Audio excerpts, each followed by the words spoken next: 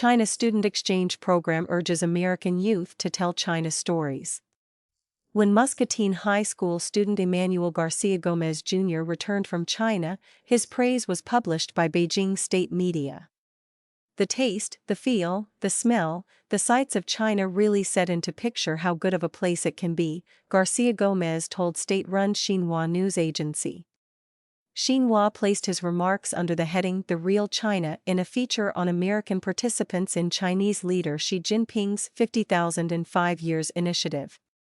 The feature followed a gathering at the Chinese consulate in Chicago, where students, parents, and educators celebrated the release of a book containing 100 American secondary school students' accounts of China. Principals from 18 Chinese and American schools also signed an agreement to expand school partnerships and establish long-term exchanges. Official program publications viewed by the Epoch Times document the same progression across the country: subsidized trips, organizer-controlled itineraries, recorded testimonials, and continuing relationships with American schools. The exchanges are taking place under a one-party regime whose human rights record includes arbitrary detention, torture, forced labor, severe restrictions on expression and religion, and other abuses documented by the U.S. State Department. The United Nations Human Rights Office found that abuses against Uyghurs and other predominantly Muslim groups in Xinjiang may constitute crimes against humanity. The United States has declared these abuses to be genocide. The FBI has said the Chinese Communist Party seeks to influence American lawmakers and public opinion and targets academic institutions and the public. U.S. authorities have also charged Chinese officials and agents in cases involving transnational repression against people living in the United States. An investigation released on August 13 by Defending Education identified 83 American universities and 26 K-12 schools across 30 states as participants in the Chinese Young Envoys Scholarship, or YES. She announced the broader initiative in San Francisco in November 2023, setting a 5-year goal of bringing 50,000 young Americans to China. In May, she said more than 50,000 had already visited China under the initiative, meeting the target 2.5 years early. Party-led exchange network. YES is administered by the China Education Association for International Exchange. CAIE's Chinese language website says the organization adheres to CCP leadership and is guided by Marxism-Leninism, Mao Zedong thought, and Xi Jinping thought. It also says party activities are incorporated throughout the organization's operations. On its English-language website, CAIE describes itself as a nationwide nonprofit devoted to educational cooperation, international understanding, and friendship. It says it maintains relationships with more than 170 education organizations in more than 50 countries and regions. The first YES newsletter said the program would draw on Chinese schools and universities to offer short visits, camps, school exchanges, forums, internships, credit-bearing study, and degree programs. A review by the Epoch Times of all 22 available YES newsletters found hundreds of programs for American and other foreign visitors. The publications identify participating institutions, itineraries, Chinese hosts, visiting delegations, and selected comments from students and educators. Funding arrangements vary. City University of Seattle advertised a 2026 trip for which the Chinese host would pay for accommodations, meals, local transportation, and activities. Participants were responsible for airfare and international health insurance, while the Chinese embassy waived the visa application fee. Muscatine High School's first delegation received broader support. The school district said the Chinese regime fully funded the January 2024 trip for 24 students and 4 educators. Curated trips, published testimonials. In June 2025, 27 students and teachers from Walter Payton College Preparatory High School in Chicago traveled to Xinjiang. CAIE's account in YES Newsletter Volume 17 described an itinerary of cultural performances, calligraphy, a promotional video, the Korla Museum, the Darim Oilfield Exhibition Hall, a smart ranch, a dairy operation, and Hashua Golden Beach. The account did not mention the Chinese regime's mass detention, forced labor, religious repression, coercive birth control policies, or surveillance of Uyghurs and other predominantly Muslim groups.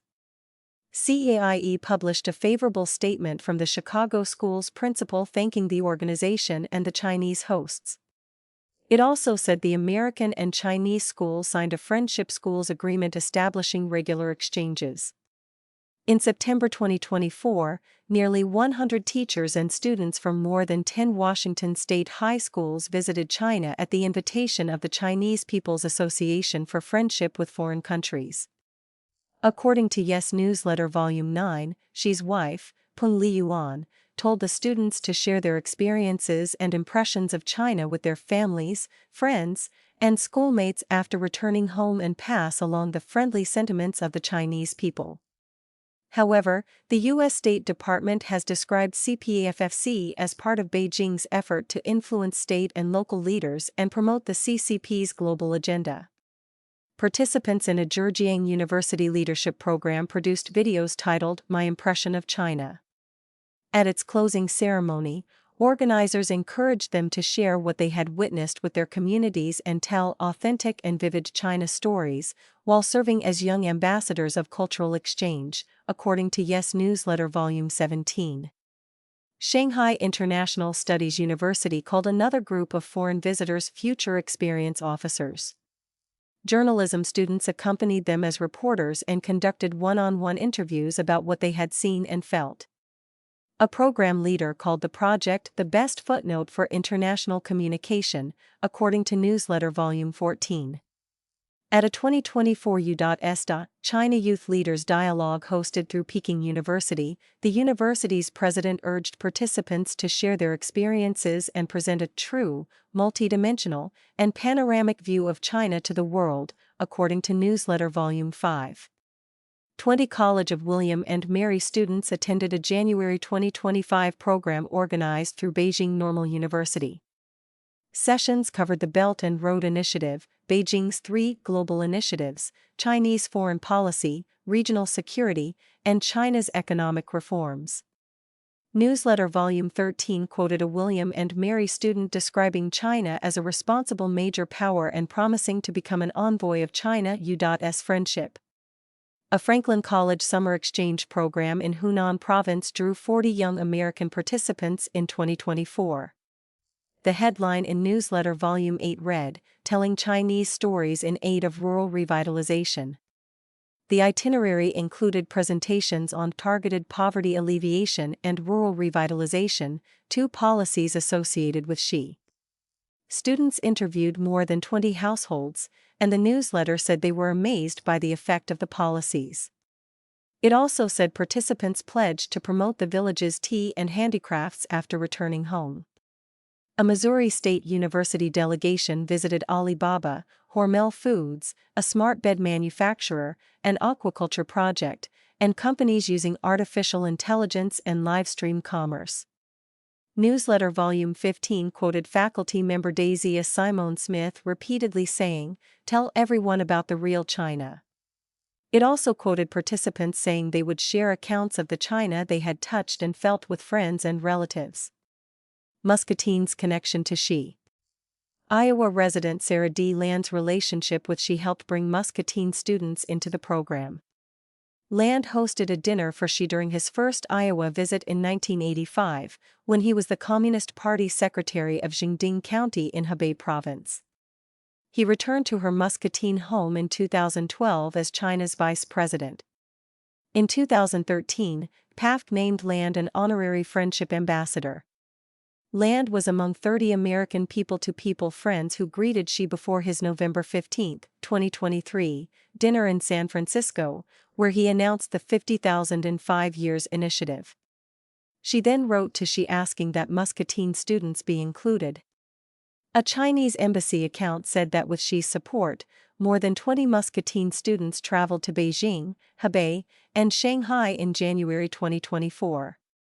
When these kids' parents hear what they've seen and learned, maybe they think, well, let's try to find some ways to work together or just turn off the negatives and respect China for more than you see in the paper, Land told state-run outlet China Daily. Garcia Gomez was among the students on the trip. A later 4-week program took 8 Muscatine students to China through a partnership between Land's organization and Wanxiang America. Administered with support from the Community Foundation of Greater Muscatine, it included Chinese language and cultural instruction and renewable energy and sustainability seminars at Wanxiang Polytechnic in Hangzhou.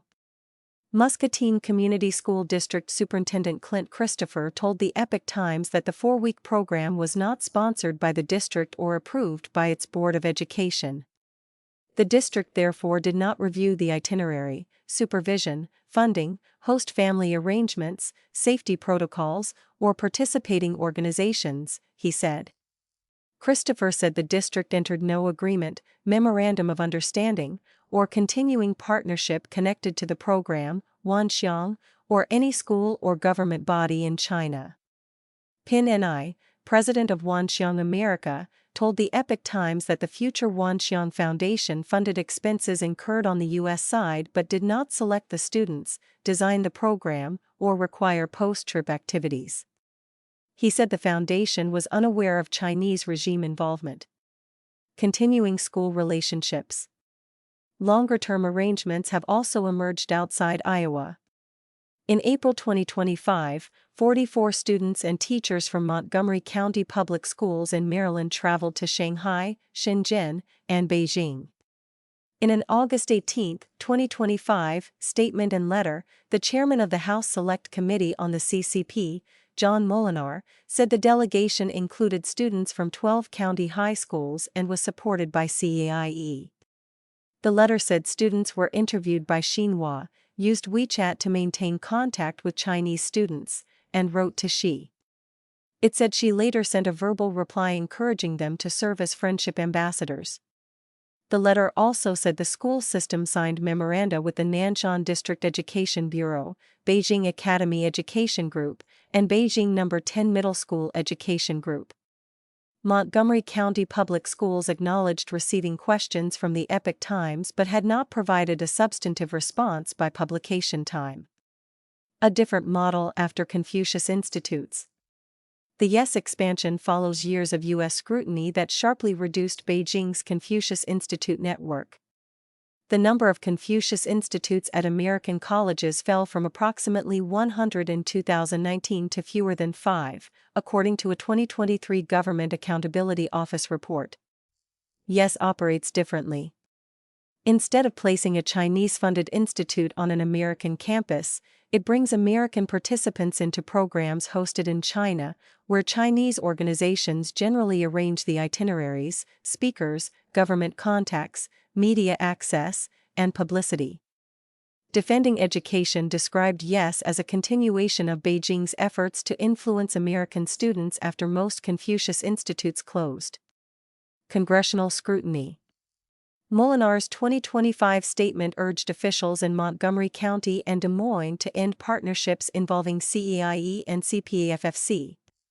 He said organizations connected to the CCP were using educational exchanges to target American students and described the trips as propaganda and influence operations rather than genuine cultural exchanges.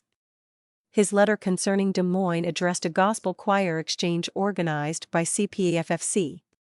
The committee said participating students were required to download WeChat, which it described as presenting censorship, surveillance, and data security concerns. A committee spokesperson told the Epoch Times that the committee had nothing new to share and clarified that the letters did not request documents or records. The exchanges leave unresolved what kind of review is conducted by participating U.S. schools of foreign sponsors, organizer-controlled itineraries, publicity expectations, data practices, and agreements establishing future relationships.